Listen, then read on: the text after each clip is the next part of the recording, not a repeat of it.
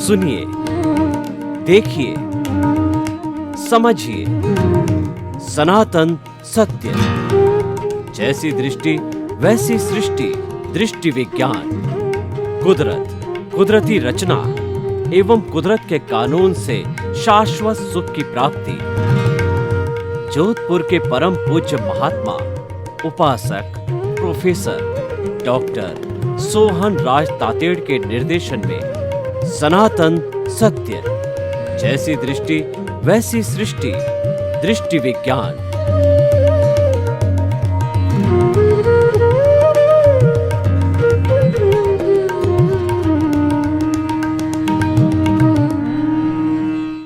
भाई और बहनों, मातृशक्ति को नमन। स्टूडियो में आपका हार्दिक स्वागत है, अभिनंदन है, सत्कार है। आत्मविज्ञान, साइंस ऑफ द सोल कार्यक्रम के अंतर्गत हम सत्संग करते हैं। सत्संग का अर्थ यह है कि आत्मा की संगत में जाते हैं। आत्मा की संगत है, हमें अच्छा इंसान बनाती है, हमें अपने स्वरूप की बात बताती है। आत्मा की संगत हमें बताती है कि तुम ये अनुभव करो कि मैं कौन हूँ, मैं कहाँ से आया हूँ और मुझे कहाँ जाना है। जब ये तीन प्रश्न आपके भीतर खड़े हो जाएंगे, तब आपको सही रास्ता मिलेगा, आपको सम्यक दर्शन मिलेगा, आपको सम्यक ज्ञान मिलेगा, सम्यक चारित्र मिलेगा, सम्यक तप मिलेगा, और आप धीरे धीरे सब कर्मों का नाश करके सिद्ध बुद्ध मुक्त हो जाओगे। ऐसा हमारा आत्मविज्ञान कार्यक्रम है। ये अलग अलग सपोर्टिंग जो एपिसोड्स है, उसके माध्यम से हम आप तक पहुंचाते हैं। तो आज का हमारा बहुत ही सुंदर विषय है कि ब्रह्म सत्यम जगत मिथ्या। देखिए, जो हमारा वेदांत है वह क्या बताता है कि ब्रह्म सत्यम जगत मिथ्या, कि ब्रह्म में सत्य है और ये जगत मिथ्या। जगत का मतलब माया। माया क्रिएटेड है, माया मिथ्या है, और ब्रह्म है वह ही वो सत्य है। Truth is God, God is truth. सत्य ही ईश्वर है और ईश्वर ही सत्य है, वैसा वो ब्रह्म है। सांख्य की भाषा में बात करें तो पुरुष और प्रकृति, पुरुष है वो ब्रह्म है और प्रकृति है वह माया है, वह जगत है, वो दुनिया है। दुनिया के लिए कहा गया है, दुनिया को संसार कहा जाता है। संसार का अर्थ होता है जो संचरण करता है, जो हर क्षण हर चीज बदलती रहती है, वो संसार कहलाता है। बुद्ध धर्म ये बताता है कि हर क्षण हर वस्तु बदलती है, इसीलिए वो अनात्मवादी कहलाता है। कोई चीज स्थिर नहीं है, हर क्षण हर वस्तु बदलती है, उसी का नाम संसार है। जैन धर्म की बात करें तो जैन धर्म कहता है कि भगवान महावीर ने जो पहला प्रवचन दिया वो त्रिपदी का था। त्रिपदी जो है वह क्या है? उत्पाद वे द्रव्यात्मक सत्य। इसका अर्थ यह है किसी भी वस्तु का, चाहे जड़ हो और चेतन हो, उसका अस्तित्व तब है कि जिसके अंदर उत्पाद और व्यय होना चाहिए। इन दोनों को मिला के पर्याय बोला जाता है, जिसमें पर्याय है और जिसमें द्रव्य है। ये उत्पाद व्यय और जो है द्रव्य तीनों होते हैं, तब वस्तु का जो है अस्तित्व होता है, वरना वह वस्तु वस्तु नहीं रहती है। ये अस्तित्व को जानना बहुत जरूरी है। और इसको अस्तित्व को हम कैसे जाने? मान लीजिए किसी महिला ने जो है उसके बैंगल्स है वो बहुत पुराने हो गए, और महिला ये चिंतन करती है कि बहुत पुराने होने के कारण, मैं थोड़ा नया चेंज लाने के कारण इन बैंगल्स को जो है नेकलेस बनाती हूँ। तो उस महिला ने उस बैंगल को तुड़वाया। ये तुड़वाया जो है ये व्यय हुआ, और उसके बाद में नेकलेस बना, ये उत्पाद हुआ। लेकिन दोनों स्थिति के अंदर, चाहे बैंगल है चाहे नेकलेस है, सोना सोना ही है। तो ठीक उसी तरह से जिस ब्रह्म की हम व्याख्या करते हैं, वो ब्रह्म पे भी ये लागू होता है कि ब्रह्म कहिए, आत्मा कहिए, और जो है जीव कहिए, इसके जो 23 नाम हैं, वो ब्रह्म जो है वह भी ज्ञान दर्शन वाला है। क्योंकि ज्ञान, जब ज्ञान होता है तब दर्शन नहीं होता। ज्ञान के उत्पाद से दर्शन का व्यय होता है, दर्शन के उत्पाद से ज्ञान का व्यय होता है। लेकिन इन दोनों का उत्पाद व्यय पर्याय बदलने के बाद भी आत्मा द्रव्य है, आत्मा आत्मा रहती, इसलिए आत्मा को ज्ञान दर्शन वाला बताया गया है। जबकि वास्तव में ज्ञान दर्शन मिल करके एक हो जाते हैं। दर्शन का मतलब मैं आपको देख रहा हूं, प्रथम दृष्टवा, फर्स्ट इंप्रेशन जो होता है वो देखने का होता है, और उसके बाद में हम गहराई में जाते हैं कि व्यक्ति कौन है, इसका क्या नाम है, ये क्या करता है, ये कहाँ से रहना है, उसकी डिटेलिंग करते हैं, वो ज्ञान है। तो भाई और बहनों, ये पर्याय का होना बहुत जरूरी है, और ये पर्याय ब्रह्म में भी होता है। ब्रह्म सत्यम, सत्यम क्यों कहा गया है? ये अविनाशी है। और जगत मिथ्या का मतलब जगत जड़ से बना हुआ है। इस संसार के अंदर दो तरह के जो है तत्व होते हैं, ये जड़ और चेतन, दोनों तत्व इस संसार में मिलकर इसको संसार कराते हैं। यानी ब्रह्मांड के अंदर केवल दो ही तत्व है, जड़ और चेतन। जड़ कभी भी चेतन नहीं हो सकता, चेतन कभी भी जड़ नहीं हो सकता, दोनों साथ रह सकते हैं।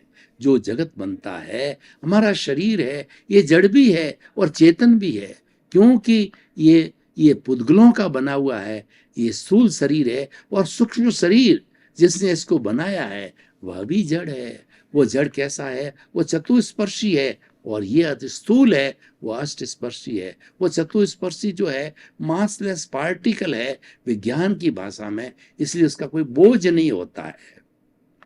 और चतुस्पर्शी है, दिखाई नहीं देता है, किसी भी विज्ञान की दूरबीन से चतुस्पर्शी को नहीं देख सकते। चतुस्पर्शी को तो केवल ब्रह्म है, जीव या शुद्ध आत्मा है, वो केवल उसको अवधि ज्ञान और मन प्रयोग ज्ञान और केवल ज्ञान के माध्यम से ही देख पाती है। तो भाई और बहनों, ये जड़ और चेतन दो तत्व मिले हैं, दोनों का मिश्रण है, और इसी का नाम संसार है। तो दूसरा जो तत्व है, जो हमारे जगत मिथ्या, वो जड़ का अर्थ है। इसलिए जड़ नाशवान होने के कारण मिथ्या कहा है कि भाई ये नाशवान है, ये तो टेम्परेरी है। तुम इसकी बात करोगे फिर नया आएगा, फिर नए की बात करोगे, तो ये तो टेम्परेरी चलता रहेगा। और टेम्परेरी कब तक रहोगे? आप किराए के मकान में कब तक रहोगे? किराए का मकान कोई व्यक्ति लेता है तो जब उसको मालिक को आवश्यकता होती है तो वो खाली कराता है। हर साल 2 साल के बाद में मकान बदलते रहोगे तो आपकी घर की वस्तुआं, घर की सामग्री टूटेगी, फूटेगी, और आपको बड़ा कंटाला आएगा कि मेरी इन चीज़ों को, बार बार घर गृहस्थी की चीज़ों को कहाँ कहाँ तक ढोता रहूं। तो आपके मन में ये इच्छा जागृति होती है कि स्वयं का मकान बनना चाहिए, स्वयं की झोंपड़ी बननी चाहिए, ताकि कम से कम मैं लंबे से हमको कोई खाली तो ना करावे। तो ये घर की झोंपड़ी, ये स्वयं का घर है, और वो ब्रह्म है, आपकी विशुद्ध आत्मा है, वो आपका स्वयं का घर है, उसमें निवास करो। और जगत है वो नाशवान, इसलिए उसको मिथ्या कहा गया है, वो माया है, वह तो गलन मिलन धर्मा है। जो जड़ कौन सा होता है? जिसमें वर्ण होता है, गंध होता है, रस होता है, स्पर्श होता है, और जो गलन मिलन धर्मा है। पूरी सृष्टि में भौतिक वैज्ञानिकों ने 106 तरह के जो है वो तत्व बताए, भौतिक तत्व। और वो भौतिक तत्व एक टूटता है, दूसरे के साथ जुड़ता है, दूसरा टूटता है, तीसरे के साथ में जुड़ता है। आज सोना है, कल वो मिट्टी हो जाता है, आज मिट्टी है, अभ्रक बन जाता है, कभी वो भोडल बन जाता है। तो ये उसका उत्पाद व्यय चलता रहता है, लेकिन द्रव्य रूप के अंदर वो जड़ है, और जड़ शाश्वत तत्व है। जड़ का जो छोटा से छोटा रूप है वो परमाणु है। भगवान महावीर ने परमाणु की परिभाषा दी कि परमाणु शुद्ध तत्व है, विशुद्ध तत्व है। और वो शुद्ध, जब एक परमाणु दो के साथ जुड़ता है, द्विपरमाणु होता है, चतुर्परमाणु होते हैं, या अष्ट परमाणु होते हैं, या कितने भी असंख्य परमाणु मिलकर के वो अणु बनाते हैं, और बहुत से अणु मिलकर के ये जो है निर्जीव चीज बनाते हैं, जैसे कि ट्रेन है, टेबल है, घर गृहस्थी की चीजें हैं, और सड़क है जिनमें जीव नहीं होता है, ऐसी निर्जीव चीजें जड़ से बनती है, उनके संयोग से मिलती है, और हर संयोग के साथ वियोग जुड़ा रहता है तो वो जड़ टूटता रहता है। इसीलिए इसको गलन मिलन धर्मा बोला है। कभी गलता है और मतलब कभी टूटता है, कभी जुड़ता है, इसीलिए। लेकिन ब्रह्म है, ब्रह्म सत्य क्या है? वो न तो कभी जुड़ता है न कभी टूटता है, वो तो अक्षय सुख के अंदर है। कैसा सुख है कि वो परमानेंट सुख है। हमारे जीवन में दो तरह के सुख आते हैं, हम संसार में निवास करते हैं को दो तरह के, जो कभी सुख आता है कभी दुख आता है। और जब हमको सुख कब मिलता है कि लाख रुपए की हमारे इनकम हो गई, सुख मिल गया, बेटा आ गया, सुख मिल गया, अच्छा भोजन मिल गया, सुख मिल गया, अच्छा कपड़ा पहनने को मिल गया, सुख मिल गया। ये सारा सुख जो है टेम्परेरी है, और ये सारा सुख साधन है, ये सारा सुख जड़ है, और यही जगत का आधार है, यही माया का आधार है। माया बदलती रहती है लेकिन चेतन तत्व कभी नहीं बदलता। इसीलिए कहा गया है ब्रह्म सत्यम जगत मिथ्या। अगर मान लो आपको लंबा निवास करना है, आपको ज्ञान करना है, तो आप चेतन का ज्ञान कर लो। वैसे हमारी भारतीय संस्कृति में तीन चीज आती है, ज्ञेय, हेय और उपादेय। ज्ञेय का मतलब जानने योग्य। इस संसार में अच्छी बुरी जड़ चेतन कोई भी वस्तु हो, उस सब की जानकारी करना, उस सब का ज्ञान करना है, वह ज्ञेय कहलाता है। वो करना चाहिए। और उसके बाद में उसमें से आप देखिए, कुछ बुरी चीजें हम देखते हैं और कुछ अच्छी चीजें हम देखते हैं। जो अच्छी चीजें हैं उसको उसको जो ग्रहण कीजिए, ग्रहण करने का मतलब उपादाय है। और जो बुराई की चीजें हैं, मोह की चीजें हैं, बुरी चीजें, उसको हे, उसको छोड़िए, व्यसन है। जितने जितने बुरे कार्य है उसको छोड़िए, और जो जो अच्छे कार्य करने के होते हैं, चैरिटी है, जैसे परोपकार है, विनय है, मैत्री, प्रमोद, करुणा, मध्यस्थता से भावना है, इन सब को ग्रहण कीजिए। ये उपादेय है। इसलिए हे ज्ञेय और उपादेय, ये जो है हमें ज्ञान होना जरूरी है। और ये ज्ञान होने के बाद में हम जो है वो अपने जगत मिथ्या की अवस्था में आ जाते हैं। हम उसमें रहते हुए भी ये सोचते हैं, मिथ्या का अर्थ होता है ये टेम्परेरी है, ये जाने वाला है, ये बिछुड़ने वाला है। जो आया है वो जाएगा, जिसका संयोग हुआ है वो निश्चित रूप में वियोग के रूप में बदलेगा। ये प्रकृति का नियम है, ये कॉज एंड इफेक्ट का नियम है कि कारण के बिना कार्य नहीं होता है। कोई भी कारण जरूर होगा, जब जाके कार्य होगा। हमारा जो वटवृक्ष होता है उसका छोटा से छोटा बीज होता है, वो कारण होता है। उस बीज को बोते हैं और धीरे धीरे वो पुष्पित पल्लवित होता है तो वटवृक्ष बन जाता है। वटवृक्ष कार्य है और बीज है वो कारण है। उसी तरीके से हम जो पूर्व जन्म के अंदर जैसे जैसे भाव करते हैं, कॉजेस डालते हैं, उसको अच्छे या बुरे, उन कॉजेस के अनुरूप चार्जिंग होती है, और चार्जिंग होकर के और हमारा कॉजल बॉडी बनती है। और वो कॉजल बॉडी है इस हमारे इस जन्म, वर्तमान जन्म के अंदर जब उसका उदय भाव होता है और जब उसका प्रारब्ध होता है, तो वही भाव कर्म जो द्रव्य कर्म के रूप में परिणित होकर के और हमें परिणाम देते हैं, हमें अनुभूति कराते हैं, हमें सुख दुख की अनुभूति करते हैं। तो भाई और बहनों, ये सारा जो है वो जगत का काम है। जगत अपने हिसाब से चलता है, जगत अपने नियम से चलता है। जगत स्थूल है और ब्रह्म है, बहुत सूक्ष्म है। तो स्थूल के नियम अलग है, सूक्ष्म के नियम अलग है। आपने कभी भी जो है ये मोबाइल के अंदर जो मेमोरी कार्ड को देखा होगा, तो मेमोरी कार्ड का चिप जो है इतना छोटा होता है, लेकिन उसकी मेमोरी होती है 100 GB। 100 GB का मतलब है पूरी पुस्तकालय की पुस्तकें जो है वो छोटे से 100 GB के मेमोरी कार्ड में एकत्रित की जा सकती है, सॉफ्ट कॉपी। तो उसी तरीके से जो है वो हमारा ये जो बाहर और भीतर का है वो अलग अलग। बाहर जो है वो हमारा हार्डवेयर है, भीतर हमारा सॉफ्टवेयर है। भीतर का मेमोरी कार्ड बहुत सूक्ष्म है। तो उस भीतर के जगत और बाहर के जगत के बीच में संतुलन बिठाना चाहिए, तभी कि हम ब्रह्म की स्मृति कर सकते हैं। क्योंकि व्यवहार के जगत को नेग्लेक्ट करके हम निश्चय जगत में सीधे नहीं जा सकते, क्योंकि ज़्यादा समय हमारा व्यवहार जगत में होता है। तो भाई और बहनों, जो आज का विषय है कि ब्रह्म सत्यम जगत मिथ्या, इसको गहराई में जा कर के देखिए कि जगत जो है वो हमारा कर्मों का लेन देन है, हमारे कर्मों का हिसाब है, और वो जगत में रह कर के ही करना पड़ेगा। कैसे? कि हम जिस परिवार में जन्म लेते हैं तो हमें कोई माता पिता, कोई पत्नी और वही भाई बहन वगैरह मिलते हैं, तो वो सब बड़ी बड़ी पार्टियां हैं।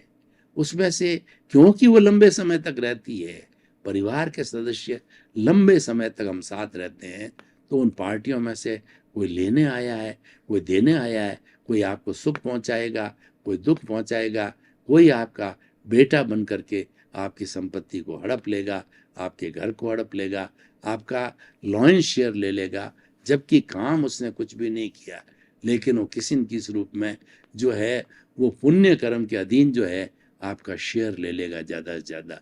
तो भाई और बहनों, ये सारा जगत का काम है और ये जगत संचरण करता रहता है, लेकिन हमारा जो है वह उसके अंदर पराधीन है हम, और हम उसके अंदर कोई भी नया एडिशन, अल्ट्रेशन, डिलीशन और जो है वो प्लस नहीं कर सकते।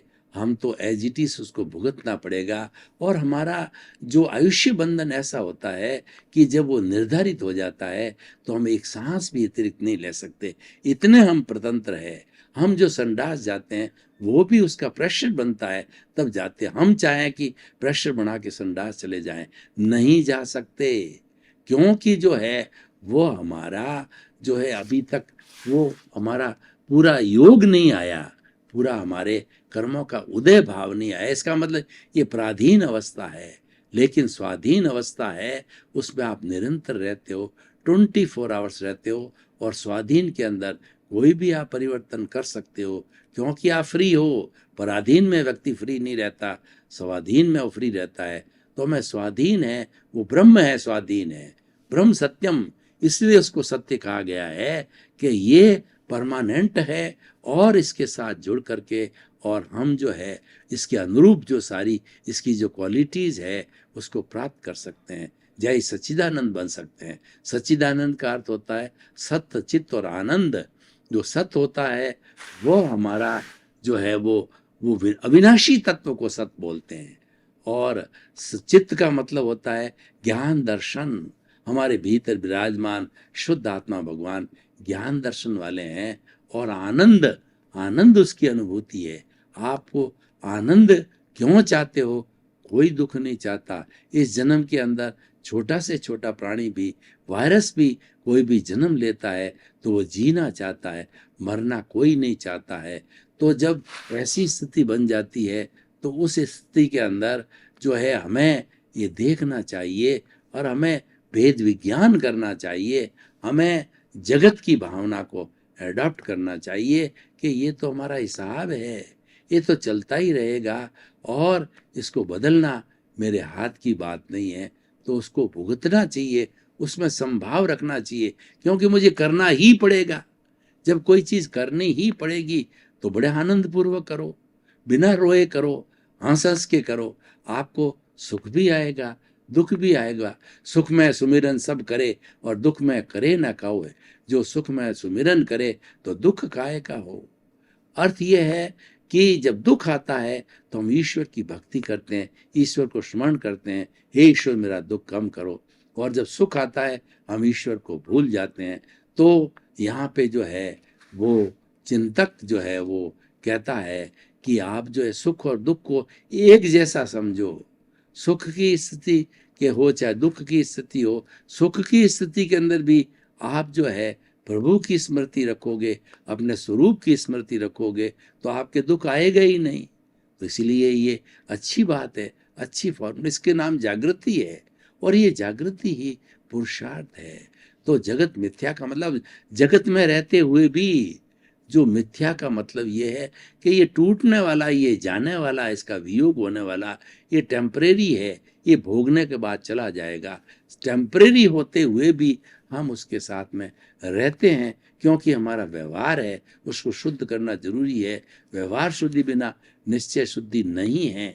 जो ही हम निश्चय के पक्ष में जाएंगे यानी ब्रह्म सत्यम के पक्ष में जाएंगे तो हमारा जा ही नहीं सकते अवल तो वह शुद्ध रूप में कब प्राप्त होगा, जबकि हमारा लेन देन समाप्त हो जाएगा, हमारे कर्मों का हिसाब समाप्त हो जाएगा, जो हम पीछे से लेकर के आए हैं, जो हमने कॉजेस डाले हैं और जितना हमारी कॉजल बॉडी बना है तो उसका जब जीरो हो जाएगा, उसका पूरा नाश हो जाएगा, वो समाप्त हो जाएंगे जड़ से, तभी हम सिद्ध बुद्ध और मुक्त बन सकते हैं। तो भाई और बहनों, हम अब इस एपिसोड को जो है ओपन टू द जो ऑडियंस के अंदर करते हैं, तो जग जो है वो ब्रह्म सत्यम जगत मिथ्या, इस अवधारणा से व्यक्ति क्या प्रभावित होगा और समाज, देश, राष्ट्र, विश्व को क्या मिलेगा।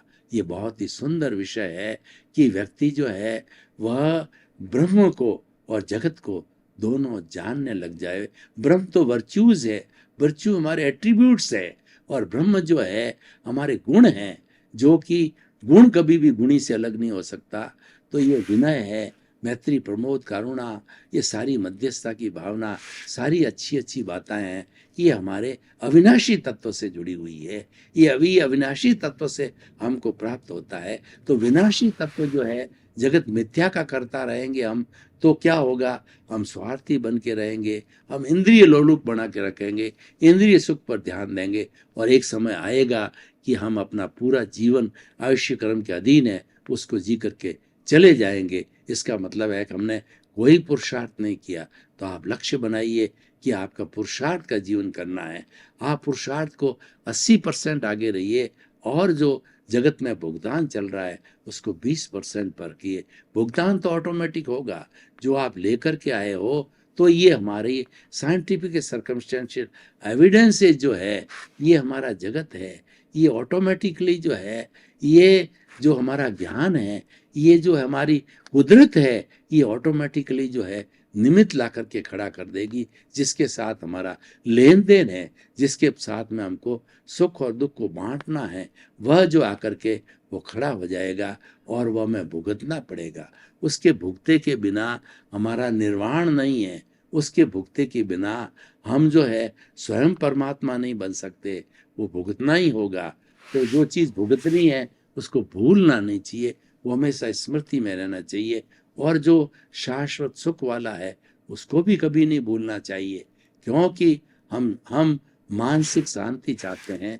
ये हमारा जो टेम्परेरी का जो जगत है उसमें मानसिक शांति होती है, तो उसका अभ्यास करते धीरे धीरे हमें परमानेंट सुख का भी जो है ध्यान करना चाहिए, परमानेंट सुख का भी उद्देश्य बनाना चाहिए। और परमानेंट सुख का जब हम किसी तरह की धारणा बना देते हैं तो धारणा धीरे धीरे वह पुष्ट होकर के प्रकट होने लग जाती है। ये हमारा इस जन्म का जो हम जो भुगत रहे हैं, ये क्या कार्य है, ये तो पूर्व जन्म की धारणा ही है। वो धारणा इकट्ठी हुई कॉजल बॉडी के रूप में, और इस जन्म के अंदर हमारे जो है द्रव्य कर्म के रूप में आए, और हम भुगतते रहते हैं, हम हिसाब क्लियर होता रहता है, और ये झड़ते रहते हैं। इस झड़ने को जो कहा जाता है, वह जो निर्जरा कहा है भगवान ने कि ये हमारा कर्मों का बंध है, जो कि पौद्गलिक है और जो सुख दुख देने वाला है, और वह निर्जीव अवस्था के अंदर है, तो वो उसको हमें भुगतना ही चाहिए, उसकी हमें सफाई करनी चाहिए। जब निर्जीव चीज़ की सफाई हमारे शुद्ध चीज़ के साथ में हो जाएगी, तो हमारी ये जो जिसके ऊपर अशुभ चीज़ें आई हुई, अशुभ भाव आए हुए हैं, तो ऐसा जो है हमारा शरीर जो है इन भावों को जान करके वो सच्चिदानंद बन जाएगा, वो मुक्ति को प्राप्त हो जाएगा। अतः भाई और बहनों, हम जो है ये बताना चाहते हैं कि आप जीवन भर जो है कुछ भी काम कीजिए, ब्रह्म को मत भूलिए। ब्रह्म आपका लक्ष्य है, ब्रह्म सच्चाई है, ब्रह्म यूनिवर्सल ट्रुथ है। ब्रह्म जो है वह जो वह है कि चेतना का से जुड़ी हुई शक्ति है, और वह ब्रह्म जो है हमारा चेतना का लक्षण है, स्वयं ब्रह्म है, वह स्वयं चेतना है। हमें उसकी विस्मृति कभी नहीं करनी चाहिए, उसी का नाम जागृति है। और ये जागृति धीरे धीरे बढ़ करके 100% पे जागृति आएगी। साथ साथ में अनुभव भी बढ़ता जाएगा। जब जागृति की कोई विस्मृति नहीं होगी, हमारा स्वभाव का अंग हो जाएगा, तब जो है हमारा मूल स्वरूप है, मूल स्वरूप के अंदर हम स्थापित हो जाएंगे, हम ज्ञाता। भाई और बहनों, आपका बहुत बहुत धन्यवाद। आप हमारा आत्मविज्ञान कार्यक्रम बराबर देखते हो, देखते रहिए। आत्मविज्ञान कार्यक्रम में स्वास्थ्य और उसके बाद के अंदर वो आत्मशुद्धि, व्यवहार कुशलता, व्यक्तित्व विकास, यानी यहाँ पर व्यवहार और निश्चय जगत के दोनों ही उपयोगी बातें बताई जाती है। उन सबको ग्रहण करके आप अच्छे इंसान बनो, इसी क्रम में आपके प्रति मंगल भावना।